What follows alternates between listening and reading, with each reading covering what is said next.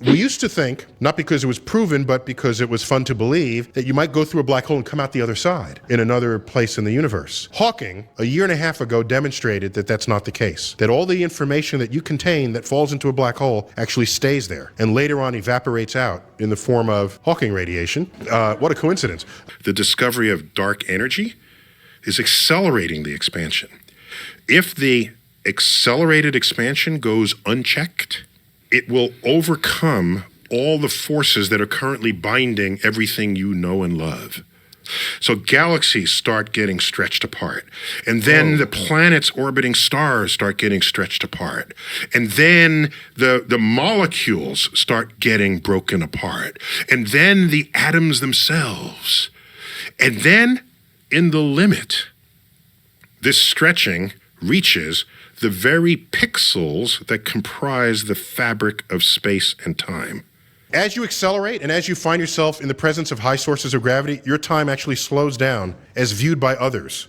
Okay, that's part of the relativity of time. And so you basically slow down. And then you come back, you will be younger than your twin sister that you left back here on Earth. And that, in a way, allows you to travel into the future. But the question is, can you travel into the past? In 5 billion years, the sun will expand so large that it will engulf the entire orbit of our planet. And Earth will be a charred ember as it descends into the star while it vaporizes. Have a nice day. It's just the ninth planet.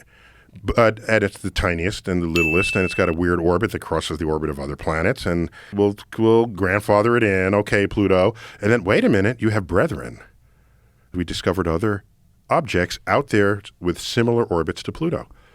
So maybe Pluto is not the ninth planet, it's the first object in a new swath of real estate discovered in the outer solar system called the Kuiper Belt. If lightsabers are beams of light, then since beams of light can pass through each other, just see what flashlights do, then you couldn't have a saber fight with the blades bouncing off each other.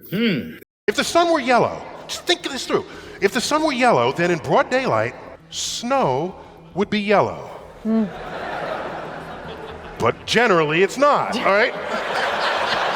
When the sun sets, its light is heavily attenuated by dust in the atmosphere, and in other places it could be pollution or pollen, but these particles in the air scatter blue light out of the sun into the rest of the sky, turning the sky blue.